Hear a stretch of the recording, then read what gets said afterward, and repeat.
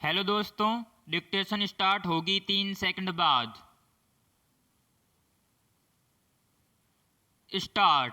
संसार में जितनी प्रकार की उपासना प्रणालियां प्रचलित हैं, उन सब का यदि विश्लेषण करें तो हमें मालूम होगा कि नितांत असभ्य जातियां भूत प्रेत दानव पूर्वजों की आत्माओं की उपासना, सर्प पूजा, जातीय देव विशेष की तथा मृत व्यक्तियों की पूजा करते हैं। विराम।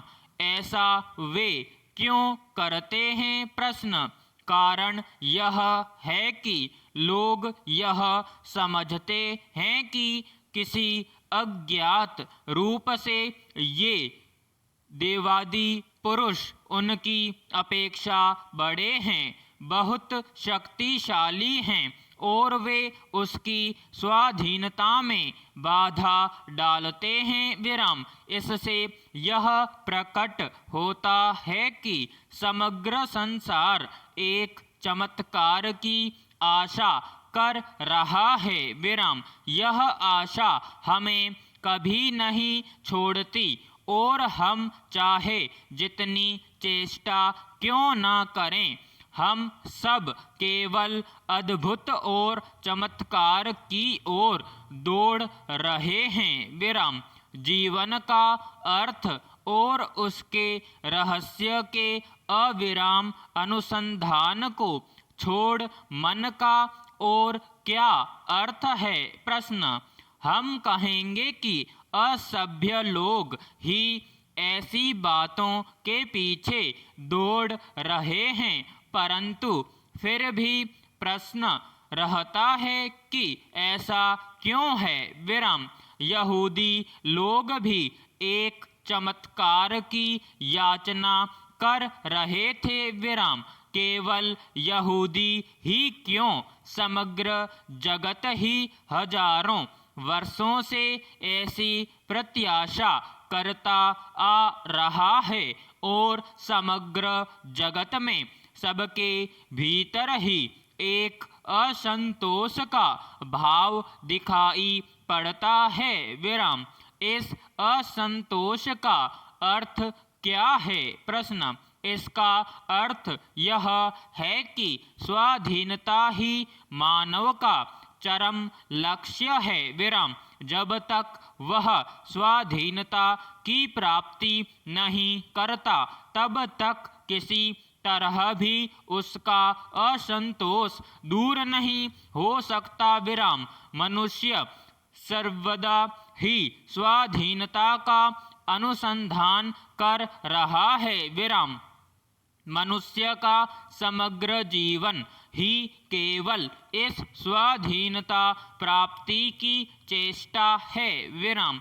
शिशु जन्म ग्रहण करते ही नियम के विरुद्ध विद्रोही हो जाता है। विराम। उसकी पहली आवाज रुदन की होती है, जो अपने बंधनों के प्रति उसका विरोध होता है। विराम। पैराग्राफ।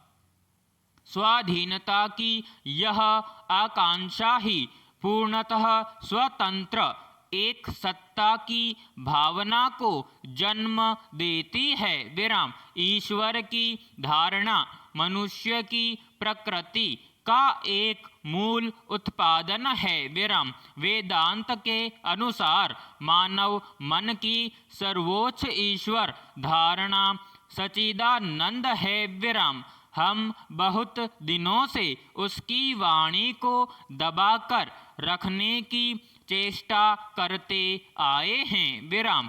हम अपनी स्वाभाविक प्रकृति में बाधा डालने का प्रयास कर रहे हैं। विराम। यहाँ तक कि नरक का अस्तित्व भी इस बात को सिद्ध करता है कि हम जन्मजात विद्रोही हैं। विराम। हम जीवन के प्रथम तथ्य स्वयं जीवन के अंतर प्रवाह के विरुद्ध भी विद्रोह करते हैं और चिल्ला उठते हैं कि हमारे लिए कोई नियम नहीं हो सकता विराम। जब तक हम प्रकृति की नियमावली को मानकर चलते हैं तब तक हम यंत्र की तरह हैं विराम। नियम का पालन ही मनुष्य की प्रकृति हो जाती है, परंतु जब हमारे भीतर प्रकृति का यह बंधन तोड़कर मुक्त होने की चेष्टा उत्पन्न होती है तभी उच्च स्तर के जीवन का उन्मेष होना समझना चाहिए विराम।